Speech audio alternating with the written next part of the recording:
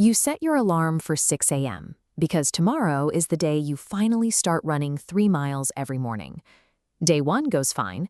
Day 2 is okay. By day 4, you hit snooze. By day 7, the habit is dead. It is easy to blame a lack of willpower for that collapse, but motivation is an emotion, which means it fluctuates with your sleep, your stress, and your mood. You can't build a reliable system on a variable you don't control. In chemistry, activation energy is the minimum hurdle to start a reaction. Human behavior works similarly. On this chart plotting energy over time, a massive spike appears at the starting line. But past that initial hump, the requirement plummets and levels out. Actually doing the work isn't usually the problem. Once you are running, you feel fine. The hard part is just standing at the front door, staring at your shoes. Relying on motivation is a difficult strategy because it rarely generates enough energy to overcome that initial barrier. To make a habit stick, we have to bypass that resistance. We do that by dropping the activation energy to near zero. The mechanism for this is the 2-minute rule. Shrink any new habit down until the initial action takes 120 seconds or less. It works like this stone domino setup. You don't try to push the heaviest block. You strike a tiny ball bearing, and that effort triggers the chain reaction that moves the larger stones. This requires a shift in mindset. When you start out, you aren't trying to do the hard work. You are building the habit of showing up. Making the first step feel trivial allows you to bypass the brain's natural resistance to starting. Instead of committing to a 45-minute workout, commit only to putting on your gym clothes and doing a single push-up. Instead of scrubbing the whole kitchen, commit strictly to washing one dish. This is similar to David Allen's rule for task management. If a chore takes under 2 minutes, do it immediately to clear the mental backlog. On the left is the chaotic mountain of dishes, the mental block. On the right, you have one plate in a spotlight. You aren't tackling the mountain, you're just cleaning the plate. You might wonder how washing one plate or doing one push-up leads to any real change. The gateway action isn't meant to accomplish the grand goal. It is a psychological tool designed to slip past your brain's defense mechanisms. Psychologists call this the Zeigarnik effect. When a task is incomplete, like a progress bar stuck at 5%, our brains create mental tension. Once you start that action, it is more uncomfortable to stop than to continue until it reaches completion. You put on your shoes intending to jog for 2 minutes, but once you are outside, the tension of not running kicks in, and you naturally finish a full workout. You wash that single dish, but your hands are already wet and you are at the sink. Momentum takes over, and you wipe down the counters. The 2-minute rule leverages this innate desire for completion, turning a small start into sustained momentum. This maps to research from Philippa Lally at University College London. Her study found it takes an average of 66 days for a behavior to become automatic. But simple behaviors reach that threshold much faster than complex ones. In this graph, notice how the simple task rockets upward in a fraction of the time compared to the erratic path of complex one. By keeping the focus on the first 120 seconds, you are training the brain on the simplest component of the task, the specific behavior that reaches automaticity most efficiently. This restriction allows consistency to take root before your natural willpower burns out. Once you reach week 3 of doing your tiny habit, the behavior begins to scale up. Your consistency can now support the weight of the full task. This leads to a shift in identity. Every time you complete that 120-second action, it denotes a vote for the person you want to become. This calendar represents the visual proof.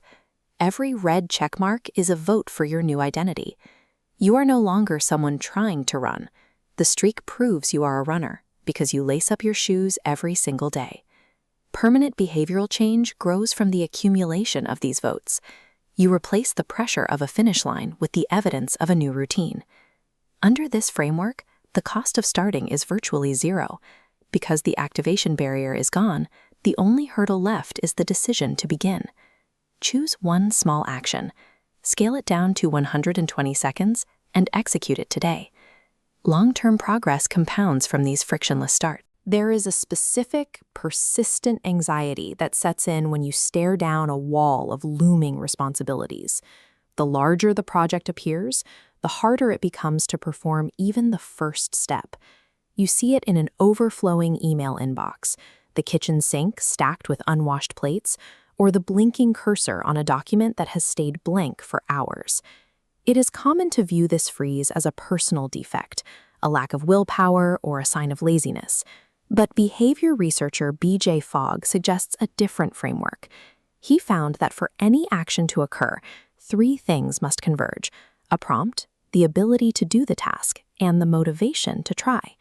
The problem is that human motivation is biologically erratic. Because it fluctuates based on your stress, sleep quality, and daily mood, it cannot serve as a stable foundation for consistent effort. Trying to solve procrastination by forcing yourself to feel motivated only leads to frustration. To get moving reliably, you need a mechanical system that operates regardless of your emotional state. In chemistry, activation energy is the minimum energy required to start a reaction. The hardest part of a task is the neurological hurdle of getting started. Scaling this down to 120 seconds lowers the entry cost until natural resistance no longer prevents the action. The secret is realizing that this 120-second limit serves 2 different goals. Depending on your timeline, you can use it to clear your current backlog or to build your future capacity.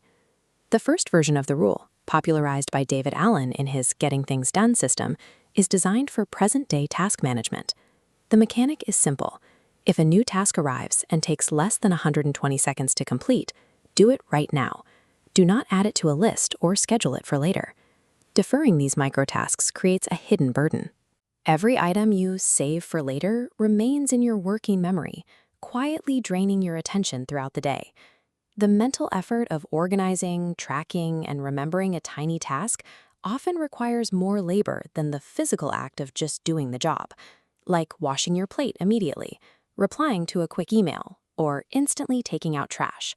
Handling these items on contact stops minor clutter from compounding into a larger, overwhelming mess that ruins your focus later. The second version of the rule comes from James Clear's Atomic Habits. G isn't for chores, it is for building long-term behaviors. This strategy involves scaling a massive ambition down to a trivially easy gateway action. Run 3 miles becomes put on your running shoes. Study for an hour becomes open the textbook. This works because of the Zeigarnik effect, the brain's tendency to stay focused on an incomplete task until it is finished. Starting the first 120 seconds creates a cognitive tension that pulls you toward the finish line. Once the shoes are on, the momentum often carries you through the workout. At this stage, showing up consistently is more important than the intensity of the work. This bipartite workflow allows you to handle both the chaos of the day and your long-term goals. One side filters out noise, while the other feeds into a repeating loop of growth. By handling the small, present-day frictions immediately, you preserve the mental energy needed to scale your future habits. Writing 1 sentence or reading 1 page provides proof of an identity shift. You reinforce that you are a writer or a reader by performing the action, however small. This stacked bar chart shows the result of that consistency. Over time, these 2-minute sessions create a visual record of your new identity. To keep the habit alive, only increase the time commitment once the 2-minute version has become an unconscious reflex. Use the dual approach. Execute sub-2-minute tasks on site and shrink every new habit to a 2-minute gateway. Restricting your initial effort bypasses the fear of starting, creating the conditions for sustained long-term momentum. You have 120 seconds. Pick a 2-minute action and start right now.